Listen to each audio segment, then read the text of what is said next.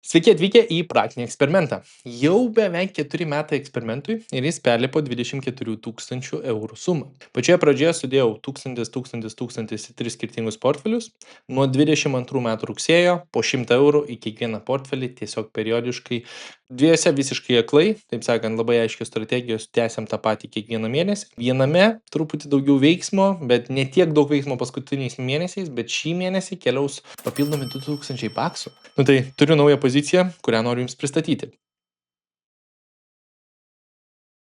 Vėl, kaip visą laiką, įžvalgos, ne rekomendacijos, mano pasirinkimas. Aš šitą eksperimentą pradėjau su mintimi parodyti, kad indeksiniai fondai laimi prieš aktyvų treidinimą ir aktyvę prekybą. Vėl, pas mane ta aktyvi prekyba buvo toks, kažką padarau, 3 mėnesius nieko nedarau, tada vėl kažką padarau ir labai pasisekė su pirmais pasirinkimais.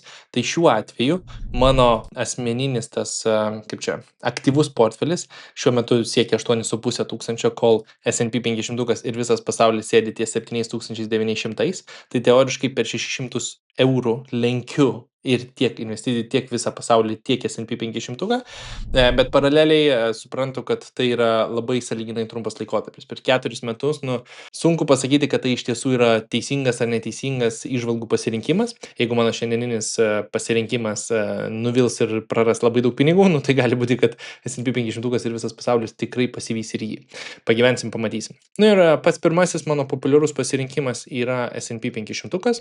Prieš tai buvo VUA pasirinkimas, dabar tai yra SPYL pasirinkimas. VUA yra Vanguardo fondas, kuris seka S&P 500. SPYL yra State Street, būtent kompanijos valdomas fondas, kuris turi truputį mažesnį turto valdymo mokestį. Ir VUA šiuo metu kainuoja 144. SPYL kainuoja 16 eurų. Tai yra identiškos strategijos, seka tą patį S&P 500, top 500 Amerikos kompanijų, bet aš tiesiog tęsiu su SPYL, nes aš galiu kiekvieną mėnesį tada investuoti. Kadangi investuojam po 100 eurų kiekvieną mėnesį, tai jeigu norėčiau investuoti po 144 baksus, turėčiau investuoti kas antrą mėnesį, kas vyksta su visų pasauliu. Tai vat tokia truputį problemėlė. Dabar, žiūrėkit, papasakojau, kiek laiko man užtrunka iš tiesų investuoti. Pavyzdžiui, prekyba, fondai. Gerai, SPYL, tiesiog į paiešką. Max, patvirtinti pirkimą. Tai nežinau, ar suskaičiavote iki 10 sekundžių, bet šioje vietoje 6 vienetai SPYL jau nupirkti, mano tas 100 eurų yra investuotas.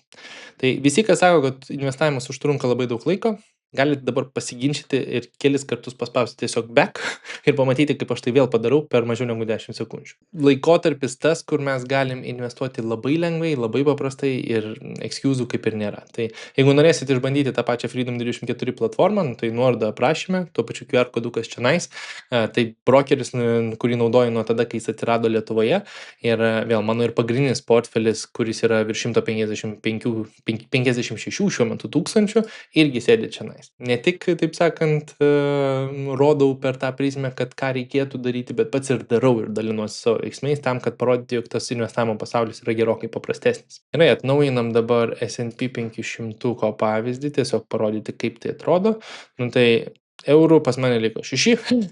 S&P 500, taip sakant, 99,92% sėdi, taip sakant, suinvestuotas. Paliekam jį darbuotis, važiuojam toliau. Visas pasaulis. Su visų pasauliu problema, kurią minėjau, ir čionais yra klausimas, ar aš galbūt keisiu iš viso pasaulio ir pridėsiu papildomą Invesco pasirinkimą, kuris kainuoja 8 eurus, tai galėčiau irgi periodiškai kiekvieną mėnesį investuoti, nes dabar problema, pavyzdžiui, pasipildžiau 100 eurų, kainuoja 140, vienas vienetas kainuoja 165, tai aš turiu 140, man reiktų nusipirkti už 165, dėja negaliu.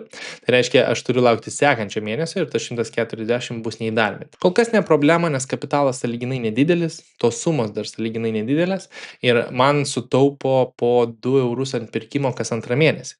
Aš turiu tą discipliną kiekvieną mėnesį atsidaryti, šitus pasirinkimus peržvelgti ir tas investavimo pasaulis man nėra naujas, tai šioje vietoje nematau problemos.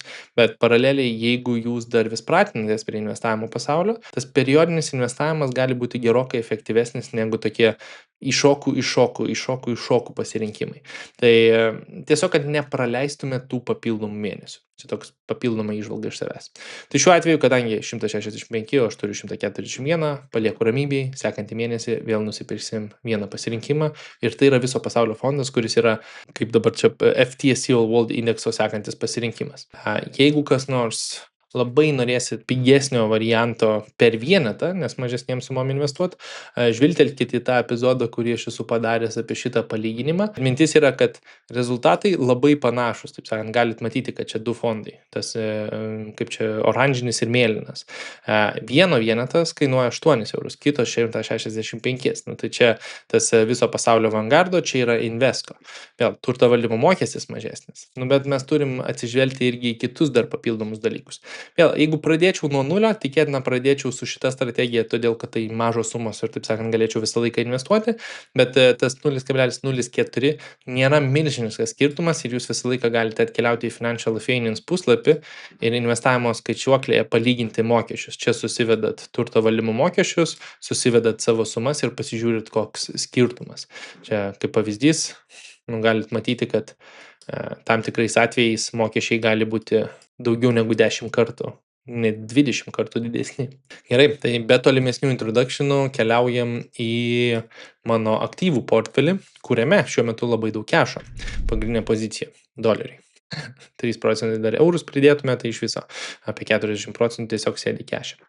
Vėl, palieku tas sumos palyginimus, nes šitie procentai ne visą laiką teisingi. Matėte ir viso pasaulio, ir S&P 500, tas gražus yra dabartinio kapitalo ir jeigu kažkas yra užfiksuota arba tam tikros distribucijos gautos, tam tikri dividendai gauti, iš karto momentaliai problema, nes negalim palyginti. Išskyriau portfelius, nes galim lyginti galutinę sumą. Tai reiškia, aš investuoju identiškai visose trijose, bet vieno vertė yra 8540 šiuo metu, kito 7900. Nu tai kuris laimi?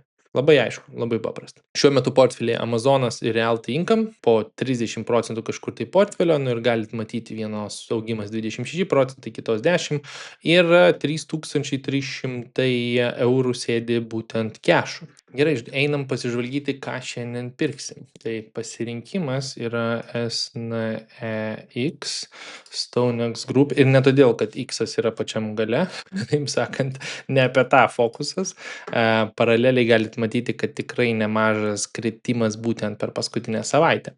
118 baksų už vieną pasirinkimą ir kaip visą laiką galite pasiskaitinėti truputį daugiau apie pačią kompaniją. Visą laiką skatinu vertinti per tą prizmę, kodėl kompanija turėtų uždirbti daugiau pinigų ateityje ir koks jos vertinimas ir apie tai tikriausiai padarysiu atskirą epizodą ir kodėl jį man patinka.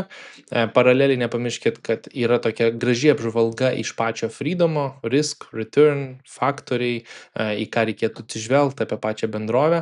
Ir aš visą laiką, analitikai, taip sakant, turim tik tai 2, tai šioje vietoje aš labiau į skaičiukus ir rodiklius žiūrėčiau. Ir ataskaitose, žinoma, reikėtų įsivertinti revenue growth, operating income, net income, EPS, balansas, pinigų srautai, visi skaičiai, kurie jums logiški būtų. Ir jeigu nelogiški, tai galbūt indeksiniai fondai yra paprastesnis pasirinkimas. Bet kadangi jau pasižadėjau, kad bus aktyvus fondas, tai negalima sėdėti ir visą laiką laukti su daugiau negu 30% kešo. Tai dabar 18 vienetų, jeigu aš pasiemu biškį gal per 2000 baksų, tai šioje vietoje neturėtų būti problema, akcija užsidarys, patvirtinti, pirkti, nupirkta už 118. Pagyvensim, pamatysim. Paskutinis pirkinys labai greitai stop lossus sudėjo. Sudėsim ir šitam pasirinkimui, kad nebūtų kažkokių siurprizų. Stop lossus, taip, ir stop lossą, sakykime, darom ties 100. Tai reiškia procentaliai 15% pakritimas, galbūt 20 pakritimas. Galbūt taip sudedam. 94, tai šiuo atveju nukristų apie 400, tai profitą paliekam laisvą. Noriu. Stop lossas ties 94. Kaip tai veikia, jeigu 20% kaina pakristų iš savęs staigiai, nu, tai ta pozicija tiesiog būtų parduota už mane, man nereikėtų kažko papildomai daryti. Toks rizikos valdymas, ypač kai tai yra pozicija, kuri užima nemažą kiekį, plus aš žinau, kad aš neprižiūriu šito portfelio pakankamai. Tai reiškia, aš prižiūriu jį, sakykime, labai paprastai. Nu ir grįžus į portfelį, šiuo metu pagrindinę poziciją turim Real Income, Amazonas Next. Kešo liko apie 1500 eurų. Sėdim su nauja pozicija. Pažiūrėsim už mėnesio, kaip jai seksis. Lauksiu įžvalgų, ar aplenks ar neaplenks. Ir ar įdomu atskira įžvalga, atskiras epizodas būtent apie šitą poziciją. Paraleliai, jeigu jį per mėnesį parsiduos, tai aš nežinau, ar tikrai verta daryti apie ją. Tai jeigu jį kelis mėnesius pabus mano portfelė, tikriausiai padarysiu. Arba jeigu sulauksiu labai daug įžvalgų jūsų komentaruose. Tiek šiam kartui. Tikiuosi patiko, tikiuosi domina. Nepamirškite išnaudoti nuorodų aprašymę, atsidaryti savo vertybinių popierių sąskaitą ir sutiksim sekančiame epizode.